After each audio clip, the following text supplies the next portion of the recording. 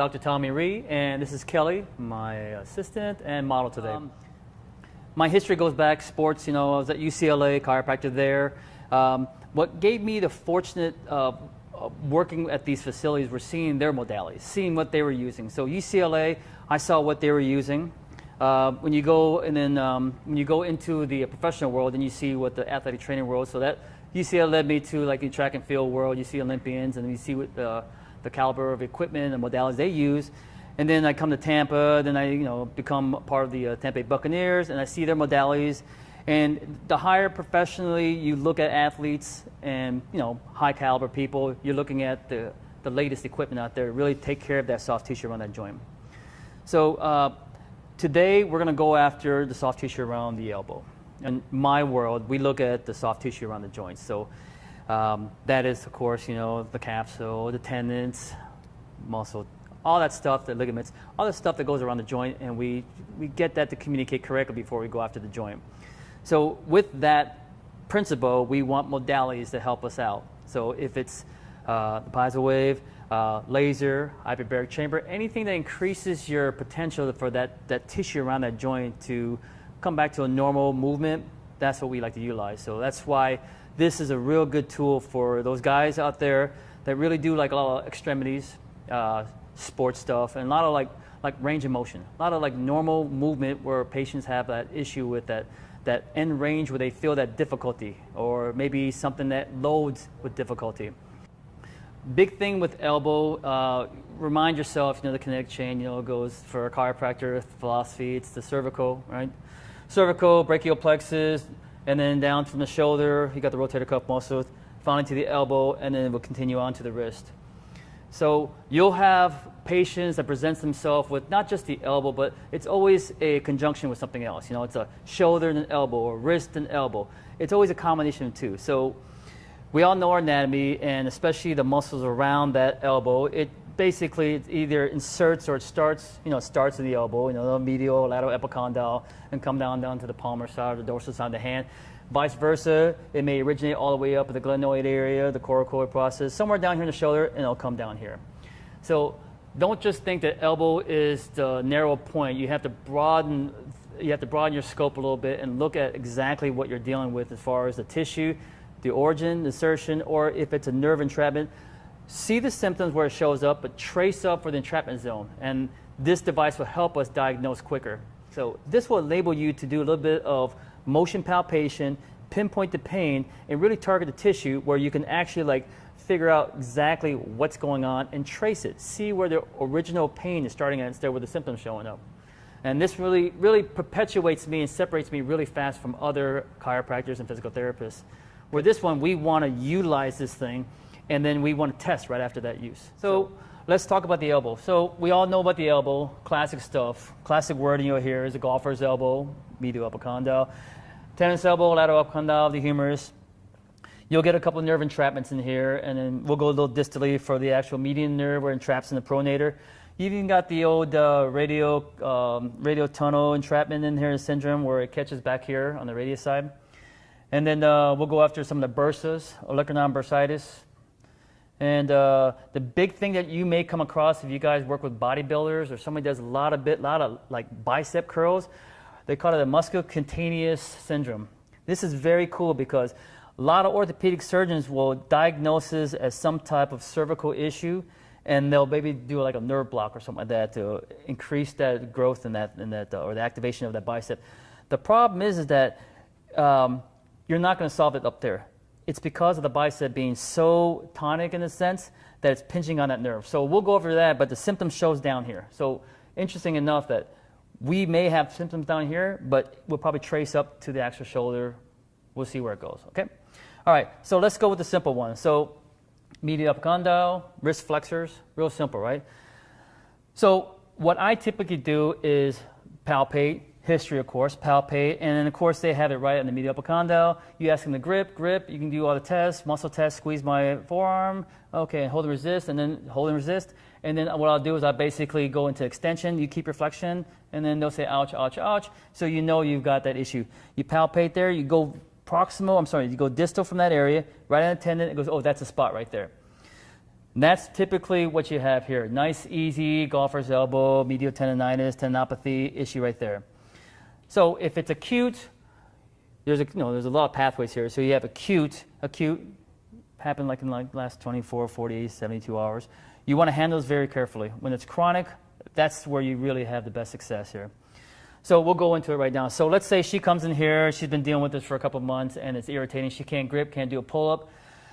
You'll hear the classic stuff, open up a jar, all that stuff, and then goes, okay, so you palpate, you figure out what it is. Classic modality that we used back in the day would be ultrasound. E-stem the area, IFC, ultrasound, and try to relax the flexor muscles. And that's where I'll use a little bit of active release on the belly of the muscle. But the problem is that since this tissue is avascular, you need to increase the circulation, and more importantly, you got to push that fluid out. So the way I look at any type of like trauma or pain or some type of syndrome, when you have that chronic scenario where they feel like they're getting better, but they're not getting better, I feel like there's fluid in between the tissues, the interstitial fluid in there, and it doesn't give the tissues normal articulation or lengthening and shortening in that area. So if you have a longer distance to travel because of that fluid, you'll have that kind of like that elongation pain. So I feel that you have to push that fluid out, and that's where the positive wave comes involved. It really helps me get that fluid out of there where I can have that tissue lengthen the normal length, and then I can go ahead and do the other modalities and techniques. Okay, so let's go back to the golfer's elbow. So you palpated the area. So I am palpating, and I'm right on the medial epicondyle. So I'll go, again, distally towards me, and I'm right on the spot, and you can actually palpate it. You can feel it. You can feel it, and then she goes, oh, that's a spot. So you backed it up with your palpation and her actually telling you what's going on. So then you'll use, the positive wave has two type of heads, the linear and the cone. We like to use the cone. Depending on the depth, I would do 10 millimeters because I'm going to go off the bone and into that tendon junction where there's a little bit, in her case, there's a little bit of tissue in the way, so we have to go a little bit deeper than the superficial cone shape. So 10 millimeters. And then we prep the patient up. I guess we all know how to do this, like ultrasound. Protect the patient and their clothes. And then put a little bit of gel on top of the head. And then on all of my techniques, it's pretty much standard. So I set the temperature, I set the frequency, probably like a 4 or 5. And then I put the intensity, in this area superficial, I'll do like 7. So right now I'm going to scan. All we're doing is scanning. The idea is that when the patient, this doesn't hurt if you have normal tissue. If you have normal articulating tissue, it's not going to hurt. But once you hit a compromised tissue, she'll say something. She goes, okay. So we're looking for a 0 out of 10. We're looking for a 5. So we're going to be off that bone. Be careful. Don't hit the bone. Don't hit the epicondyle. She'll jump off the table. So big warning. If you really want them to, if they're not paying the bill, get that bone, right? Okay. Here we go. So I'm on here. She'll bend her elbow a little bit. Ask her, are you comfortable? Mm-hmm. Good. Here we go. Just kind of gel that up a little bit. And we'll go ahead and activate it. And we're going to palpate. I keep my finger on the medial epicondyle just to make sure that we're not going to hit that bone. I'm going to get as close as I can there. Back and forth where I thought I felt it. Yeah, she's there. Okay, so I guess she has a problem right now. So right now, I would ask her your pain level. What number would that be? Like a 4 or 5. Okay, so then we'll stay at 4 or 5. And the cool thing about that is that with this device, we're going to wait for it to go down to from 4 to 3, 2, 1. And that's actually the sound wave pushing the fluid out in that general area. Okay, what number are you at now? A 2. Okay, so she's going down. Good. When she gets to about a 1 or 0, then we scan some more. You're good? 1. Okay, so now we're going to go. Now I'm at the very edge of the epicondyle, so I'm going to go a little more distal. We're going to go search a little further out. We're following all the flexor muscles of the wrist. And we're just going distally. You can go more anterior, posterior. We're on something? A 5 or 6. Okay, so there you go. So the interesting thing is that one of the big things that you have to watch out for are the 3 nerves that go around the elbow. So you've got the median, ulnar, and the radial nerve. So that's the big thing. When they say they can feel it down their fingers, like the radial pattern, ulnar, and the median nerve, then you're on that nerve. So you don't feel it on your hand, do you? Good. That's the biggest thing. We'll talk about nerve entrapments later, but right now we're just going to go after this tendon right here. And what number are you at right now? A 4. 4? Okay, she's still at the 4. So once you get better at this, you can actually speed it up, right? So there's 2 settings, right? You got intensity and frequency. You can increase it, and I like to keep the intensity at where it's at right now, but just speed it up a little bit. Fingers still on the epicondyle, distal. Good, we stay right there. Tell me when you're at like a 1 or a 2. It's down to a 2. Okay, and then we'll go a little bit further away. Just traveling along, coming up anterior. And we'll scan back to the original spot. Always go back to the original spot, make sure you clear it out. Is that okay? Got like a 4. Okay, so we're back there. So the tough thing with fluid, you know, when you push it out, it'll squeeze right back in. So that's why you have to make sure you go back to that area, make sure it clears out. Tell me it gets down to 1 or 2. Big thing here is always try to be comfortable. You providers get comfortable. Right now it's kind of odd because for the camera, but you want to sit down. You want to get comfortable as much as possible. Maybe rest your elbows on the table while you're working on this patient. What number are you at? A 2. Okay. All right, we're going to go away from the area, find a second spot. Nothing there? And we're going back to the first spot. Okay. You good, right? Good. All right. So once you clear that area, then what I'll do, we'll go ahead and clean her up right there. Can you go ahead and wipe that up, please? Make sure you feel dry. And then I'm going to scoot right here and clean this head up a little bit. Put that down for a second. Let me have that. Get this gel off my finger. So what I'll do next is I'll ask her to move it around, see how she feels. How you feel? Good. Okay, good. So then I'll do the ART portion. So again, so we're looking at the insertion or the origin of these muscles, wrist flexors. So I'll take the belly. So ART, if you guys know ART, is basically I want to go from distal to proximal tension, and I'm trying to stretch the belly out. I'm trying to take the tension off the tendon and get that belly loosened up. So this is like the actual belly, the muscle releasing, right? We'll go down here, warm it up, and then go ahead and move it around. So we'll do the ART portion. Now the belly, the muscle feels elongated, feels nice and loose. Then we'll do the strengthening part of it, you know. That's what she'll actually get. You can get 2-pound weights and just go ahead and do wrist flexors. And then you want to finish off with a little bit of flexors with a little bit of bicep flexors, okay? So that's the medial epicondyle. Lateral epicondyle, pretty much the same thing. Palpate, find your lateral epicondyle. Again, that's tennis elbow, a lot of extensing of the wrist, a lot of extending of the elbow. And you palpate. Let's say she's got it. In fact, you have, yeah, okay, you got something there. Okay, so the lateral epicondyle, pain right there, right? Okay, so I'm going to go distally again. I'm going to get off to the actual epicondyle and go into the tendon. And I'm flipping back and forth. And I'm going to just kind of palpate. And then she will give you a response by, yeah, that's it, and stuff like that, right? So let's say that's it right there, okay? Again, let's prep the patient up. Let's go get another towel here if you don't mind. Put it right here, protect the patient. Drop it down. Find a spot. Remember, use your landmarks, okay? So you don't want to hit a bone, because you hit a bone, it's just going to give you a false reading, and then all of a sudden the patient's upset. So again, hold your landmark, and then just like if you were to slide right by your thumb, because you know that you're not on that bony substance, structure, now you're on the tissue portion of it, okay? So if you really don't know where you're at, tell her to wiggle her fingers, and then the extensor will show up there, and that's where you're at, okay? And then you just basically do the same thing. You prep up, and then you go right off of your contact right here, so you make sure you got the landmark and you're not actually on that bone. And then you place your actual probe. Let's go in again. Let me clear your head. Let's go into it. So the cool thing about this is that you'll come across a lot of patients that have this pain, and they will say things like, okay, frequency is 4, intensity, we're going to go 6. So they'll say things like, you know, oh yeah, my PT can't handle this, or you see like those guys wearing those elbow sleeves or some type of like a chalk pad on their knee, on their elbow, and you know that they have that issue, and they've been dealing with for like a long time. Well, that's the person you want to deal with. That's where you get the best results. Okay, again, landmark, hold down.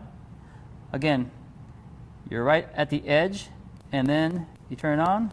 Oh, she's got it there too. Like an 8. Yeah, okay. So she's an 8. So what we're going to do is hold back. I'm going to drop my intensity down. And we're going to go again.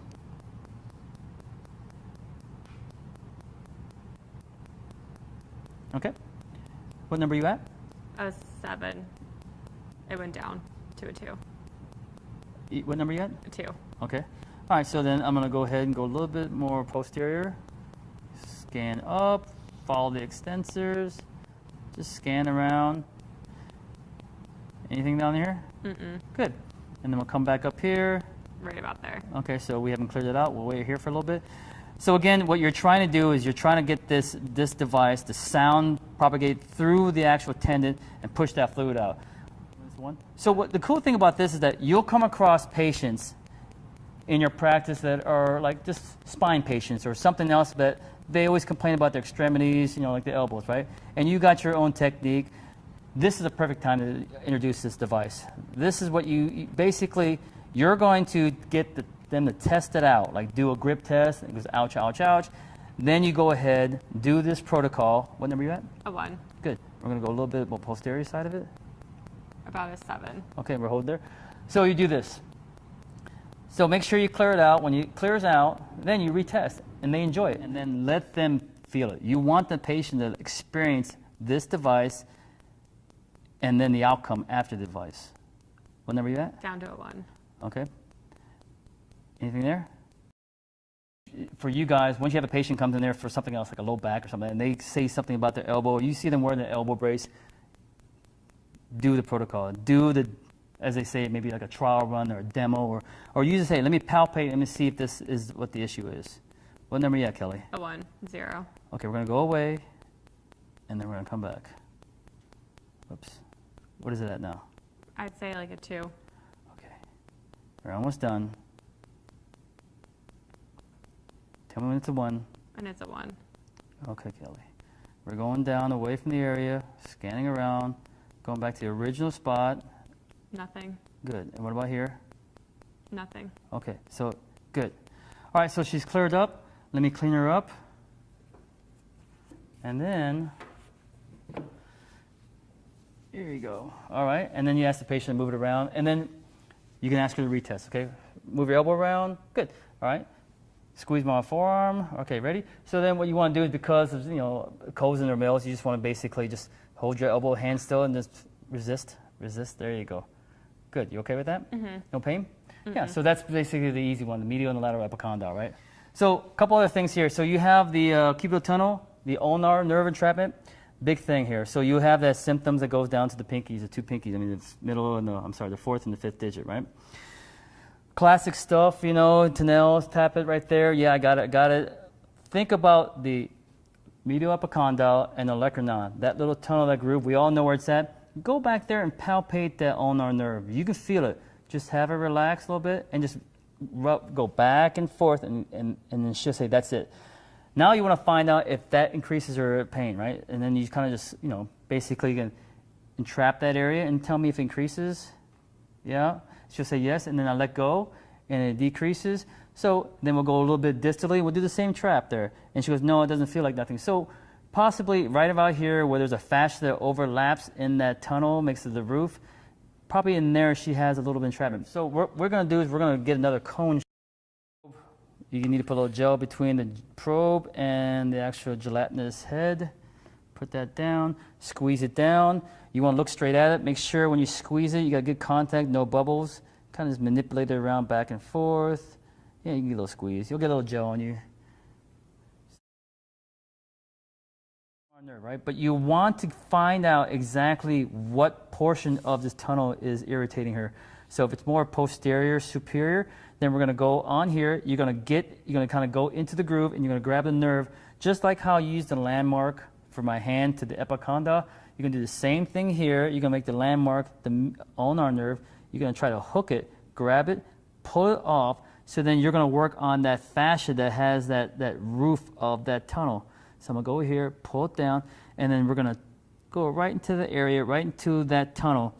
Keep in mind not to hit that bone, okay, because you got the epicondyle, the medial epicondyle, and you got the olecranon, so that will flare up. So you have to be very careful. So typically what I do is I have the patient sit down on this table, elevate this table so her arms rested. So she's comfortable, I'm comfortable, and then she won't move. But for this purpose, we're gonna go ahead and keep it right here. All right, so again, gel. You don't need that much gel in this portion here. So we're gonna go with same frequency, which is 4 out of 8, and then our intensity, we're gonna bring it down to about a 3 right now, because we're in such a unique area here with three structures that may irritate her. So going back to the cubital tunnel, go ahead and just rest your hand on my shoulder. Good. All right. So I'm on the medial epicondyle, and there's a olecranon, and there's a groove, right? The tunnel. I go a little bit of proximal, posterior, and I'm digging around there for a nerve, and I got it right here. So I'm going to grab the nerve, and I'm going to go from medial to lateral and hook it and get it out of the way. Now I'm going to put the probe right, it's going to be easier. I got all my fingers on there. So now I've got my pinky on the medial epicondyle, so I make sure I'm not going to hit the olecranon is more posterior. I'm not going to hit that area because I'm going to keep it close to the medial epicondyle, and we're going to go into it, okay? So again, I got the ulnar nerve out of there, and we're going to scan in here. It's a real small movements in here. And then we're going to scan around here, okay? In there, if I went more distal and I hit the epicondyle, she's going to say, yeah, I feel pain. But you know for a fact that's not the problem area. The problem area is the tissue right around that tunnel. So we're right in the tunnel, and then she'll say, like, yeah, I feel it. And then you hold it there. You know, you're still looking for that 4 out of 10 pain. Then when it clears all the way out, have her relax and wiggle your fingers. And how do you feel in those 2 fingers? She'll say, like, oh, it feels better. Typically, that's what they say. Let's go after the median nerve, right, at the pronator muscle. Classic thing you always hear about carpal tunnel. Symptom shows down distally here. So we all know the median nerve patterns, right? Palm side, 3 fingers, right? So to nail it, pop, pop, pop, pop. Everybody in the medical world, they always think you got these 3 fingers, it's caught right here in the carpal tunnel, right? So, but in my world, yeah, possibly. But then think about the pronator muscle. This is where it really shows up. All you gotta do is squeeze it here, and then it goes, oh, that's it, right? The cool thing about this device is that no big deal. You can try out both areas. You do both areas, it's going to flare up. It's going to flare up, meaning that, hey, maybe that's the cause, or it's going to decrease the pain where that is a cause too. So either or, you have to have some type of change. I look at change a good positive thing. If it gets worse, that's a good sign. If it gets better, that's a good sign. No matter what, you're on to something. Now it's up to you to find out why it's getting increased or decreased in pain, right? So I'll go after the pronator muscle, and let's say she shows up here, you know, numbness in the thumb, you got some atrophy and all that stuff, carpal tunnel, right? So she's scheduled for surgery, but she's here just to say, hey, I need to find another alternative. I don't do surgery. So you tap around here, yeah, I feel it. But then you go distally, go proximal to the pronator muscle and goes, oh, I feel it there too. Okay, so what I would do is I'll palpate, and you can find, if years of palpating, you know the difference between normal tissue and sclerotic kind of scar tissue up, right? You feel it right at the middle of that pronator muscle, there it is, right? Same thing. So, but this is a deeper tissue, so we'll go back to like a 10 or a 15 millimeter, but we'll keep it this length for now for this demo. And then again, prep up, frequencies, go to intensity, go right to that spot, hit it, right? Scan, scan, scan. When you find it, she goes, oh, that's it. Here's the thing, okay? You want her to really feel both the pain that she feels locally, or if it's shooting down, right? So if it's shooting down her hand and she feels it locally, that's interesting by itself, because it could be the nerve and it could be the actual compromised tissue. So what you're going to do is you're going to go medial or lateral. If you go medial and it disappears, but she still has a local pain there, then you're onto something. Just to back it up, go into a little bit of extensing of the wrist, just elongate the nerve a little bit, lock her elbow out, and hold it there. And then she will say, yeah, I feel it right here where I'm placing the probe, but not my hand, okay? So again, same technique. If you don't feel it there, go lateral. Find out if you're going around that nerve where it penetrates that pronator muscle.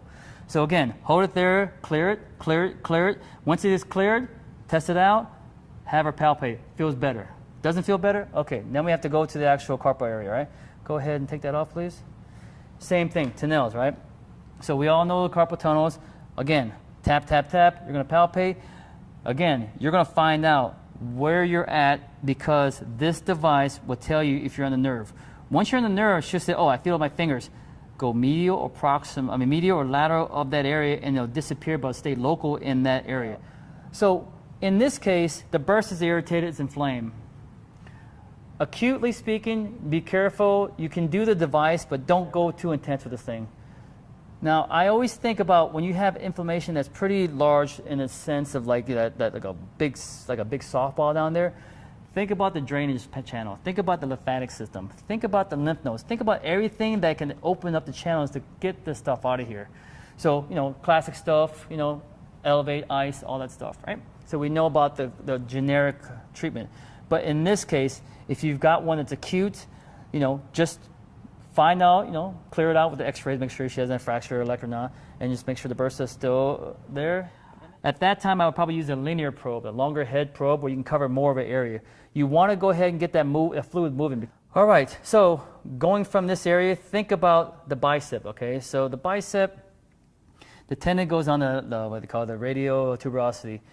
But the interesting thing is that, they flex the elbow, clear it out, make sure it's not the brachioradialis, but it is the bicep, right? So you've got the bicep, brachialis, and the brachioradialis. You identify which one it is. If it's the bicep, which originates way up in the coracoid process and the glenoid, right? So when you see up in there, think about this. Think about this area being a problem, the symptoms, but up here could be the cause. It could be the shortened belly irritating it. It could be all the way up here with the labrum, where the long head of the bicep attaches the glenoid. The glenoid is part of the labrum. So think about all those things. So what I do is basically, palpate, do the orthopedic speeds test, stretch it out, do all that stuff, and then go after this area. So you find out exactly what's going on here by using that device to help you palpate. So she'll say it hurts here, right? But here's a question. Is it actually a tendon or could it be something else? So I had an unusual case that came up that was a bodybuilder that had issues, couldn't contract the bicep muscle. And she had numbness on the side of the elbow. So, and then he was diagnosed with some bicipial issue, right? Some tendon problem. So he was going to some sports med guy, gave him the cortisone shot, the classic stuff that MDs do, right? Nothing gets better. So now they want to do some type of anterior release. They want to go in there and look around. So he came in to see me, and then, the pattern, I've seen it before on, what was that? I think it was a javelin or a shot putter guy. So he had a lot of bicep movement, a lot of bicep action in his exercise. But the thing is that his bicep was very developed on that arm, but not developed on this arm. So he couldn't contract his bicep. So right away you think nerve, musculocutaneous nerve. So what gave it away was a numbness on the side of the forearm. So think right away that it's not actually the muscle or the tendon, it's actually the muscle impinging on that nerve. So I have to think of a way to get into the underneath belly of the bicep, pull it off the brachialis, and get to that nerve where it's entrapped. So I kind of palpate and I feel it. You'll feel nodules. Sometimes it's a very unusual feeling, but you guys know what it feels like. Well, then once you get that spot, use the positive wave and then clear that area. Stay off the musculocutaneous nerve. Once you're on the nerve, they'll feel it down here. Then you can go anterior, posterior, and work it. Just go all the way up to the axillary area, right? Because it penetrates right out of the coracobrachialis muscle. So you want to get up to that area. But right about here is probably the more likely area where it gets impinged. So again, if you come across somebody that doesn't have the ability to flex their bicep, numbness on the outside forearm, think musculocutaneous nerve entrapment, right? Go on here, take the bicep, the belly of the bicep, pull it up, right? And then go after that nerve right in there. All right, they'll tell you once you hit this positive wave, they'll jump. They'll say, "Oh, if I feel different, I feel something weird going on." That's a good indication.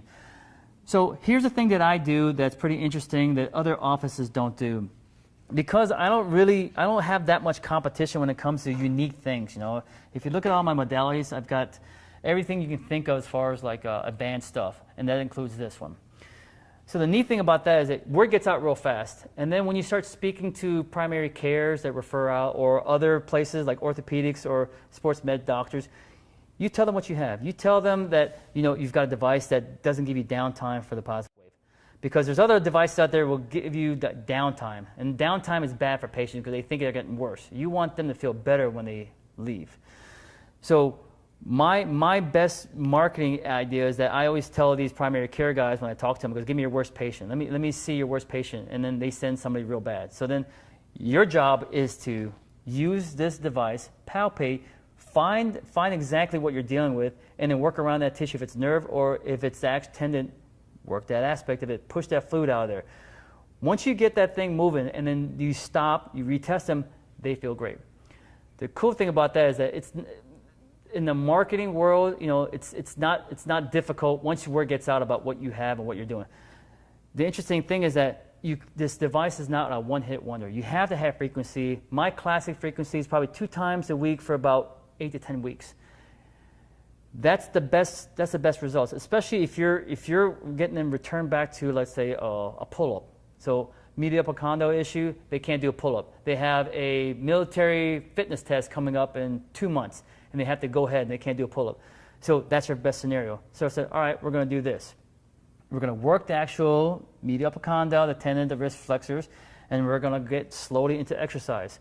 So your first week, I always tell them the first week is that your body doesn't know what's going on, it's self-traumatized by therapy, or it got hurt out there. So your first week, you may go backwards. Second week, it's going to progress further.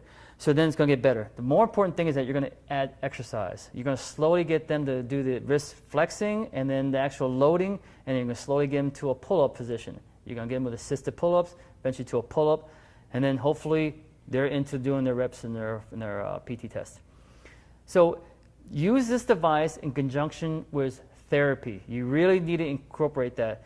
I know in chiropractic school we were never like harped on therapy, but it's impossible for somebody in our world to treat people without biomechanics, to really move people. So I use this to help me perpetuate them through an exercise. It's difficult for her to come straight in here with this elbow pain that she can't wrist flex and all that stuff to do exercises. It's very difficult. I mean, you can do all you can, but until you clear out that pain, you're fighting yourself. Clear the pain out, then do the therapy. So much better results. And the neat thing about that, again, is that if they were referred by the primary care or the orthopedic, you give them results. You give them findings. You give them, hey, 30% better, 50%. Have a conversation. You know, hey, I'm doing this, I'm doing that. And then finally, they'll go back and do the follow-up. Once they find out exactly what you're doing, they'll say, all right, I got another guy. Because they don't want to look bad. Post-op patients, perfect example. They don't want to look bad, so they want to send them out and make them feel better, so then they look good. So that's the best scenario I like to have, is that worst-case scenario patients. I say about 70% of our patients are either from other doctor's office, post-op problems, before surgery. Those are the patients that we like. We like challenges like that, and we have these devices, and this thing really helps us diagnose and treat, because it's very difficult to kind of like play around with it, look at the MRI and figure out what's really going with extremities.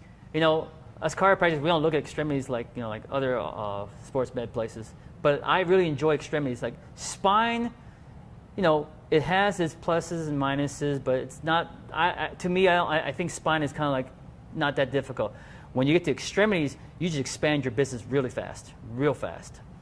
The neat thing about spine is that with the right devices like this one, you can really pinpoint exactly what they're dealing with, because sometimes they can't explain to their other provider what they have. Because I have something, I don't know what it is. They can do all the muscle tests, orthopedic tests, they can do the MRIs, and they do their treatments because it's not getting better. The minute you use this thing, wham, they say, I feel it, that's it. And then they have a good response. So then it's very easy for you to actually tell them, hey, you need to be here 2 times a week for 8 weeks. No problem.